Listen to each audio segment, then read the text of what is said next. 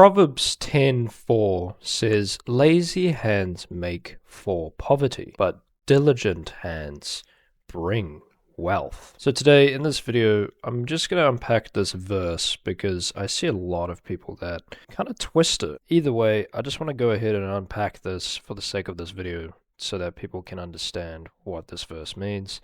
Now, you're probably reading it and says, yeah, I get it. Lazy hands make for poverty. Of course, if you don't work hard, you're going to become poor. But we got to remember that every single dollar, right, everything that we earn in this life, whether if that's through like material gain or wealth that God blesses us with, it's for His kingdom. It's every dollar supports His kingdom, or it supports the enemy's kingdom. This is what we've got to be aware about, because this also ties into spiritual warfare in that way. But let's actually look at like what this actually means. So we've got lazy hands make for poverty, but diligent hands bring wealth. What is lazy? So what does this little word here mean? Lazy can imply being, let's just type this out. It can imply being idle, a form of like being idleness. It can also be inactiveness, so just being inactive, slow or very slow, lazy, in that sense, or just say slow. Like you're not really putting in the effort. You don't really want to because you're lazy. That's kind of what it means. So lazy hands, the person's hands, they don't want to use their hands. So workers, hands is like workers, people who work. Or you, as an individual, you work. So if you have lazy hands, it makes. So what is making? It's creating this, bringing something into new form, produces. Lazy hands make for poverty. It produces poverty. And poverty is lack of something. It doesn't necessarily have to mean like material possessions or money. It can just mean lack of something. So lazy hands make for poverty, lack of something, which could be money as well, which in this case it is applying. But then it says here, but diligent hands bring wealth. Now the key word here is bring. It says bring.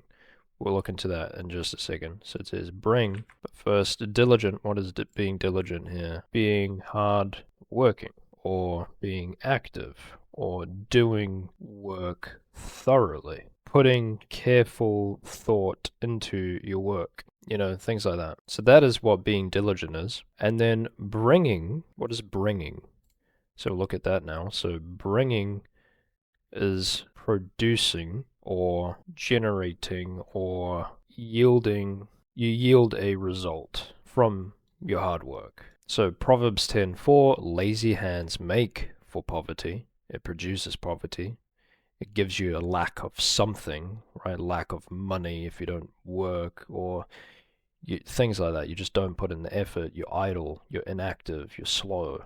But diligent hands bring wealth. What is diligent? Diligent is hardworking, active. Being active, not idle, the opposite of idle. Doing work thoroughly and giving careful thought into your work. That's being diligent. And this will bring a result. This will yield a result. This will generate a result. This will produce a form of wealth. And again, you got to be careful because, again, wealth could be a lot of things, right? Well, in this context, it's referring to money as well. But it could be, wealth could be different. Wealth could also be, so it can be money, can be assets, or it could be you're just having plenty. A form of plenty. Diligent hands bring wealth, and you have plenty of whatever that is. So doing little of working carelessly leads to having very little, but diligent hands is someone who's working hard and stays focused. It helps people succeed and provide, and they provide for themselves. So as a whole, this one proverb teaches that our daily habits and choices shape what we get in life. Not just in a matter of money, but in everything.